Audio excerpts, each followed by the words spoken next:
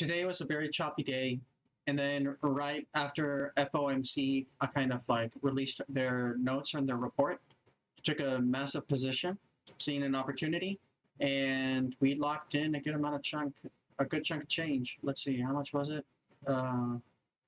Right when it closed, actually, we didn't let it stomp us out. We actually manually took it out at about 71 to 50, I believe, or a little right thereafter as it stomped out, as we closed it out. It didn't stomp us out. We actually manually closed the trade.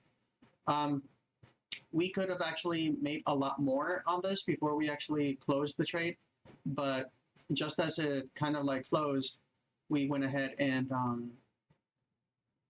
we just wanted to do the recording with a powerful move. And had we held longer after this, it went right back up and we could have closed over 100,000. But hey, we're happy with what we got. Interested in learning more? Sign up at thecrowntrading.com.